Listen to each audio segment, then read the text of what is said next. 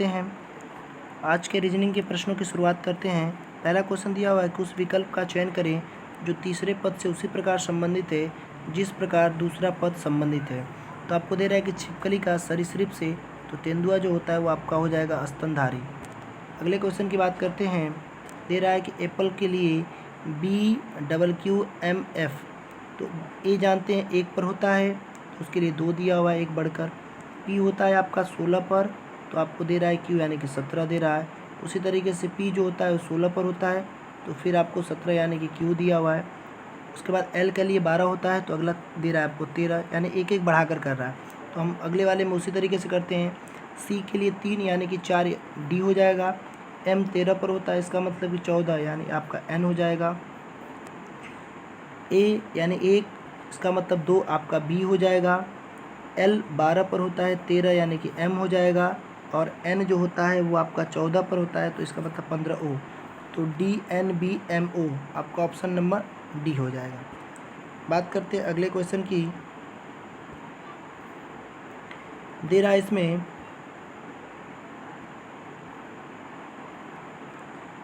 कि उस शब्द का चयन करिए जो शब्दों के दिए गए वर्ग से संबंधित है। तो आप देख रहे हैं आम, केला, अनार, ये सभी के सभी फल हैं। तो आप ऑप्शन देखेंगे सी, तो यह एक फल है सेब। अगले क्वेश्चन की बात करते हैं। अनुपस्थित संख्या को निर्धारित करना है। तो आप देख रहे हैं 17, 19, 23 और 29, ये सभी के सभी अभाज्य संख्या हैं। तो 29 के बाद अगली अभाज्य संख्या जो आएगी वो 31 आएगी। अगले क्वेश्चन की बात करते हैं। निम्नलिखित में से अनुक्रम की अगली संख्या क्या होगी। तो आप देख रहे हैं 5 और 11 के बीच आपका डिफरेंस 6 हो जाएगा। 11 और 23 के बीच जो डिफरेंस हो जाएगा वो हो जाएगा आपका 12। और 23 और 47 के बीच अगर डिफरेंस करेंगे तो आपका हो जाएगा 24। इसका मतलब संख्याएं ये दोगुनी होती जा रही हैं। तो 24 का दोगुना करेंगे तो कितना हो जाएगा 48, और 48 में जैसे ही 47 को आप ऐड करेंगे तो आपको मिल जाएगा 95। ऑप्शन हो जाएगा आपका डी। बात करते हैं अगले क्वेश्चन की।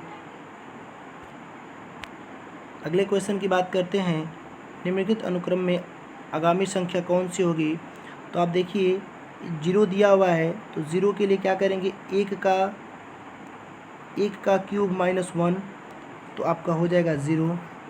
6 आपका जो दे रहा है वहाँ पर, इसका मतलब कि 2 का क्यूब -2 कर देंगे तो आपको मिल जाएगा 6।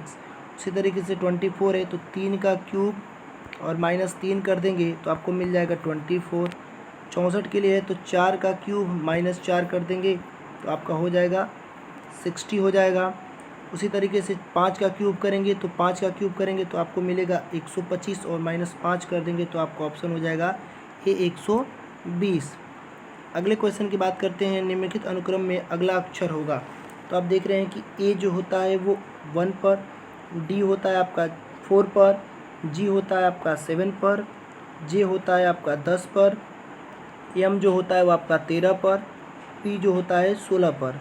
तो आप देखेंगे इनके बीच जो डिफरेंस होगा वो 3 का डिफरेंस होता जाएगा। तो अगली जो संख्या हो जाएगी 3 के डिफरेंस के लिए यानी कि 19, और 19 के लिए जो कोड होता है वो आपका होता है एस। Option number D.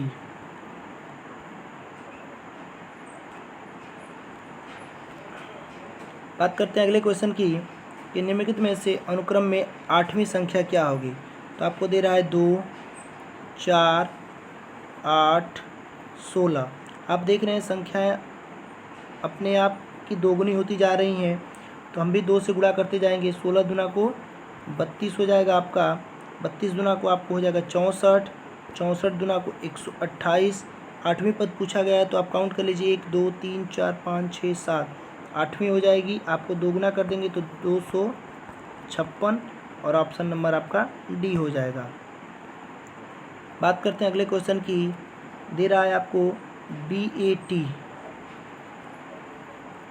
बेट के लिए आपको दे रहा है 21, 20, 5। तो आप देखिए बी के लिए कोड 2 होता है, ए के लिए कोड 1 होता है, टी के लिए कोड 20 होता है, और ई के लिए कोड होता है आपका 5। उसी तरीके से गेम के लिए कर लीजिए।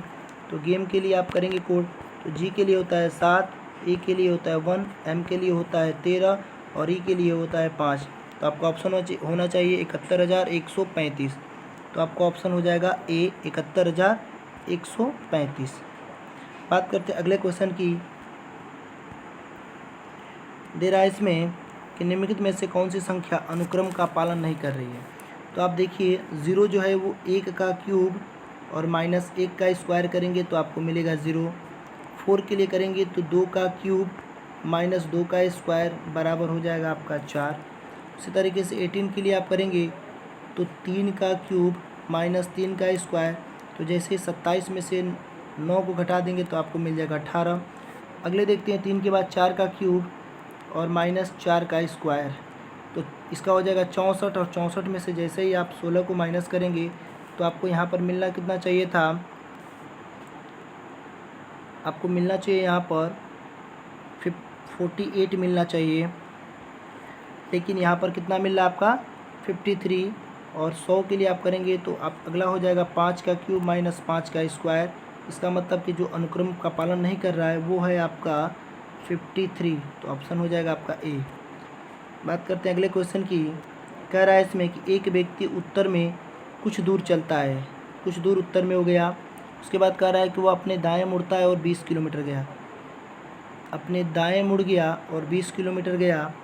उसके बाद कह रहा है आपसे कि फिर वो दाएं मुड़ा और 50 किलोमीटर गया, फिर दाएं मुड़ा और 50 किलोमीटर गया, और कह रहा है कि यदि वह आरंभिक बिंदु से पूर्व में 20 किलोमीटर दूर है। आरंभिक बिंदु इसका मतलब कि मान लीजिए उसकी शुरुआत ये थी, तो यहाँ से वो जैसे ही यहाँ पर आ रहा है, मिल रहा है यहाँ पर, तो ये 20 किलोमीटर की दूरी पर है यहाँ पर। तो पूछ रहा है तो बताइए कि उसने आरंभिक बिंदु से कुल कितनी दूरी तय किया था। तो आप ध्यान देंगे यहाँ की दूरी 50 हो जाएगी और ये 20 की दूरी, 50 20 70 और 70 50 आप करेंगे तो 120, यानी कि वो इस बिंदु पर है और आपसे पूछ रहा है कि वो कितनी दूरी पर है, तो वो 120 किलोमीटर की दूरी पर है। अगले क्वेश्चन की बात करते हैं। दे रहा है कि ए जो है वो बी से 6 किलोमीटर पश्चिम में है, 6 किलोमीटर पश्चिम में है। आगे कह रहा है कि सी बी से 4 किलोमीटर उत्तर में है। तो जो सी है वो आपका वो बी से 4 किलोमीटर उत्तर में है, 4 किलोमीटर उत्तर हो गया। उसके बाद कह रहा है कि डी सी से 12 किलोमीटर दक्षिण है।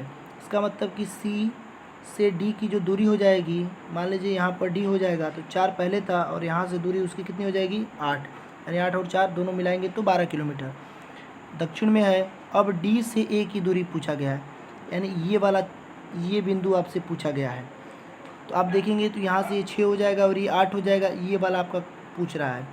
तो आप पाइथागोरस थ्योरम जानते हैं, आपका होता है कि कर्ण का स्क्वायर बराबर लंब का स्क्वायर प्लस आधार का स्क्वायर होता है।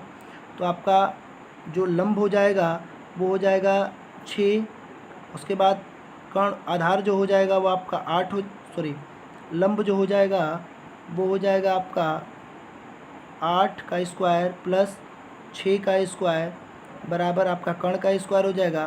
तो 8 का करेंगे तो 64 और इसका करेंगे तो 36, इन दोनों को ऐड करेंगे तो आपको मिलेगा 100, और 100 किसका स्क्वायर होता है, तो आपका होता है 110 का होता है। तो आपका ऑप्शन हो जाएगा सी। अगले क्वेश्चन की बात करते हैं। कथन निष्कर्ष दिया हुआ है, कह रहा है कि सभी फूल पेड़ हैं, तो सभी जो फ्लावर ट्री हैं, सभी फूल पेड़ हैं, और कह रहा है कि कोई फल पेड़ नहीं है। तो यहाँ पर हम फ्रूट कर देते हैं, FR से डिनोट कर देते हैं इसको। फ्रूट कह रहा है कि कोई पेड़ नहीं है, इसका मतलब कि फल से भी इसका संबंध नहीं होगा। आपसे कह रहा है कि कोई पेड़ फल नहीं है, तो कोई पेड़ फल नहीं है, तो कोई पेड़ फल नहीं है, सही कह रहा है ये। उसके बाद आगे कह रहा है कि कोई फल फूल नहीं है, कोई जो फल है वो फूल नहीं है, ये भी सही है। इसका मतलब कि इसका ऑप्शन जो हो जाएगा वो पहला दिया हुआ है केवल निष्कर्ष फर्स्ट, दूसरा कह रहा है केवल निष्कर्ष सेकेंड, तीसरा कह रहा है न तो निष्कर्ष एक और न तो सेकेंड, और डी कह रहा है कि दोनों निष्कर्ष पालन कर रहे हैं। इसका मतलब कि आपका ऑप्शन डी हो जाएगा, दोनों निष्कर्ष पालन कर रहे हैं। तो ये रहे आज के प्रश्नों के आंसर।